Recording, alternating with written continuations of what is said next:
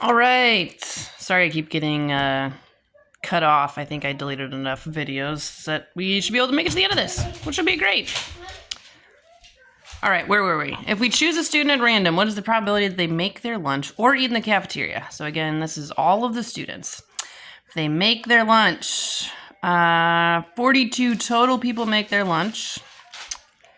42 plus eat in the cafeteria, 29 total eat in the cafeteria, but I counted these 13 students twice. So I need to subtract one of those off to get our total.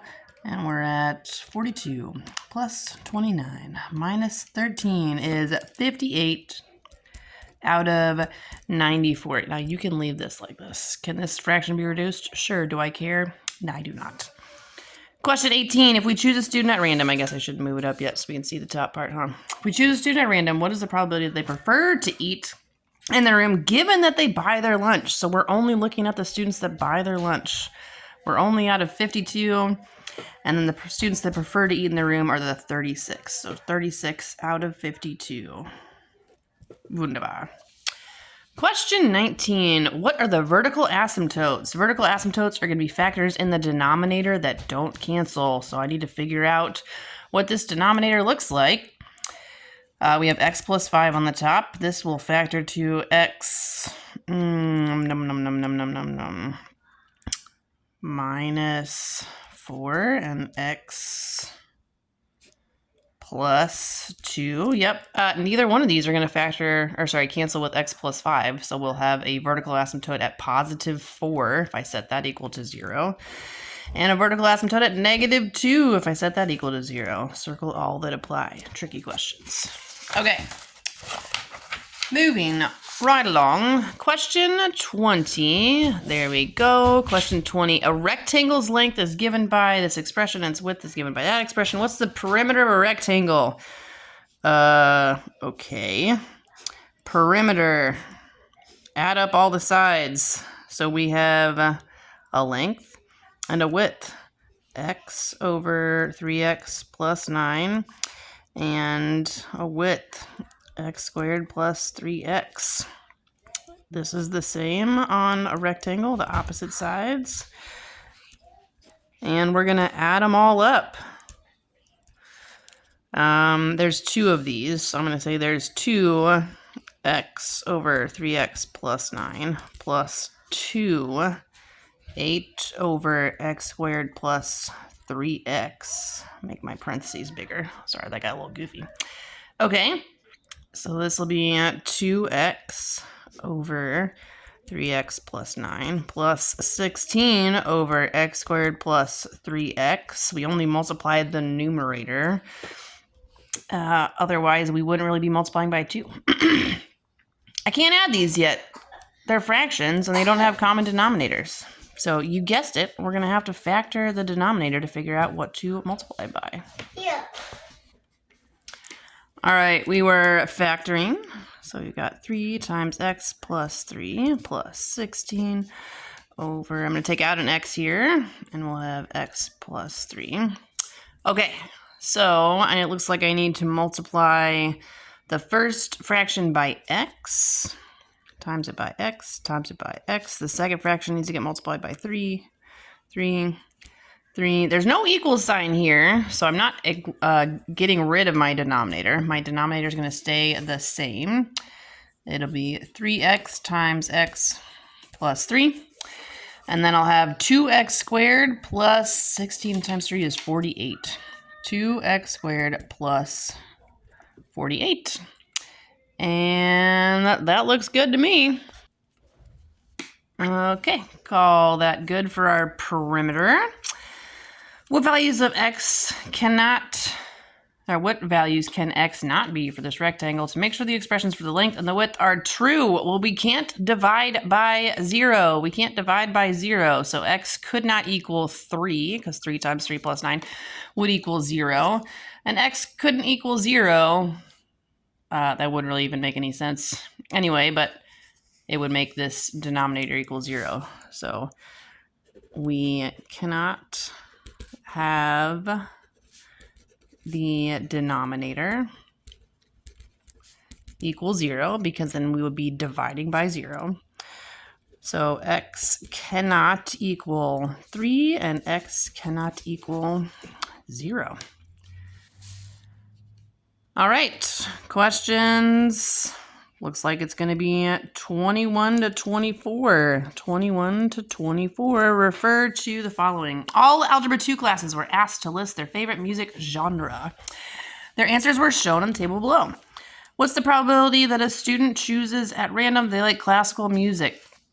Well, it's not written there, but all probabilities have to add up to 1. So we're going to do 1 minus 0.34 plus 0.115 plus 0.234 plus 0.192. And that's like a question for a calculator. 1 minus parentheses 0.34 plus 0.115 plus 0.234 plus 0.192. Looks like 0.119. 0.119 is our answer. 0.119 is our answer. Great. Find the probability that a random student chosen's favorite genre is not rap. Okay, you could add up all of the other ones that are not rap, or you could do 1 minus 0.34. You're going to get the same answer, 1 minus 0.34. 0.66 must be the probability that they like anything except for rap. Find the probability that a student's favorite music genre is country or pop. We're going to add the country and the pop. 0.234 plus 0.192. 0.234 plus 0.192. And we'll get 0.426. According to the data, if we randomly select a group of 60 students, about how many students would be expected to say their favorite genre is rock? So we're going to take our number and multiply it by the probability that they like rock. So we're doing 60 times 0.115. 60 times 0.115 is 6.9. That's not a number of people, so we'll go to the closest one, 7. Great. You're doing great, everybody. Question 25. Simplify and identify any excluded values. All right. Again, we have some fractions that we are adding and subtracting. There's no equals sign, so it shouldn't say equals anything. We need some common denominators for this to work. So let's factor each of these and then figure out what we need to multiply by. 1 over a doesn't factor. A over, I can take a 2 out of here, so let's make this 2 times a plus 2 minus 2 times, I can take an a out of here. Whoa, sorry, there we go. This will be a plus 2. Great. I'm backlit a little bit. Let's see if I can change the lighting. Maybe that's better and maybe it's not. Seems like it's not. All right. Okay, so we need common denominators for all of these. Looks like this first fraction needs to get multiplied by 2 and a plus 2. 2a plus 2. 2a plus 2. The second fraction needs to get multiplied by a. The third fraction needs to get multiplied by 2. 2. Again, I am not getting rid of my denominator. So my denominator is going to be 2a times a plus 2. And I'm going to need more space. So I'll just keep that in mind. That's my common denominator here. Now let's multiply this out. We'll have 2a plus 4. 2a plus 4 plus a squared minus 4 all over that common denominator of 2a times a plus 2. Let's combine our like terms. Oh, the 4 and the negative 4 cancel. So this is a squared plus 2a over 2a times a plus 2. Looks like I can factor the top if I take an a out, and I'll have a plus 2 over 2a, a plus 2. That means these cancel and the a's cancel, so I'm left with 1/2. There's no values to exclude. Because well, wait, hold on. Yeah, I mean, there's nothing for a. This is a true statement. If a doesn't equal 0, if a doesn't equal 2. So this is true if a does not equal 0, because our denominator can't equal 0, and if a does not equal 2, because that would make this denominator equal 0. All right, sweet. Questions 26 through 28 refer to the following. 26 through 28. Mommy, yep, hang on, buddy. Okay, yep. Okay, what is the mean number of siblings for the students? Number of siblings, and then we've got a little histogram here. So there are 4 students that have 0 siblings. 4 times 0 plus 1, 2, 3, 4, 5, 6, 7, 8 that have 1. Plus 1, 2, 3, 4, 5, 6 that have 2. Plus 1, 2, 3 that have 3. Hang on, buddy. Plus 1 that has 4. Divided by how many total students? So we had 4 plus 8 plus 6 plus 3 plus 1. 4 plus 8 plus 6 plus 3 plus 1 for our total number of students there on the bottom. And then we plug all this mess in our calculator. 4 times 0, I'm not going to do. 8 plus 12 plus 9 plus 4 on the top over 4 plus 8 plus 6 plus 3 plus 1.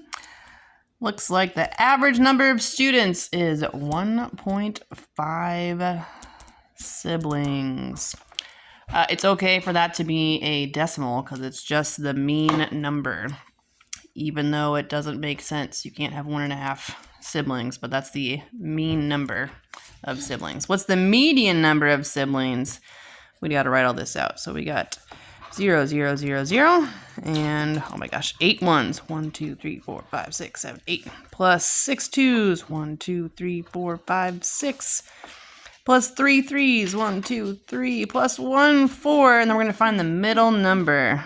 Cross these off, cross these off, cross these off, cross these off, cross these off, cross these off, cross these off, cross these off, cross these off, cross these off. Looks like 1 is the median middle number. 1 is median. 1 is the median number. Let me just double check that. Because I was kind of going sideways. Or is it 1.5? Farts. Try again. Okay. These, and then cross those off. And then these. I wrote those numbers different sizes. It makes this worse. And that's our 4. And that's our 5. 6, 7, 8, 9. Yeah, it's between 1 and 2, so we'd have to add that up. So 1.5 is also the median. It's also the median. Whoops, the student who had 4 siblings actually had 7 siblings. What would that change? Well, we're changing this number, not to 4 to 7, so the median's not going to change, but the mean is going to change. The median would not change. The mean would change because the 4 changes to a 7. So our middle number is still the middle number. But the average is going to change. Great. Guys, we're on question page 12. Yeah, isn't that great? So good. The base of a triangle is given by an expression. The height of the triangle is given by an expression. Write a simplified expression for the area of a triangle. So area is 1/2 the base. 2x squared minus 6 over x squared plus 18x plus 81 times the height. 9x plus 81 over x squared minus 9. What are we going to do with this mess of multiplying? We're for sure going to factor and cancel stuff out. So we've got 1/2. If we factor the numerator, if I take out a 2 here, this turns into 2 times x squared minus 3. That's not a difference of squares. 3 is not a square number, so I'm going to leave that alone. The bottom will factor to x plus 9 times x plus 9. This I can take out a 9, and I've got x plus 9. This is a difference of squares, so this is x plus 3, x minus 3. Can I cancel things out? Yes. That can go away. And the 2's can go away. Oh, and then that's it. All right, fine. X squared minus 3 times 9 on the top. And x plus 9. And x plus 3, x minus 3. That's a simplified expression for the area of a triangle. Okay. Moving right along to the pizza sales. Questions 30 through 33. Yes. Is it the next one too? Oh yeah. All these questions. So many questions about the pizzas. Let's start here. Identify the explanatory and response. Explanatory is like your x variable. Response is your y variable. Mommy, look. I got... Hang on, everyone.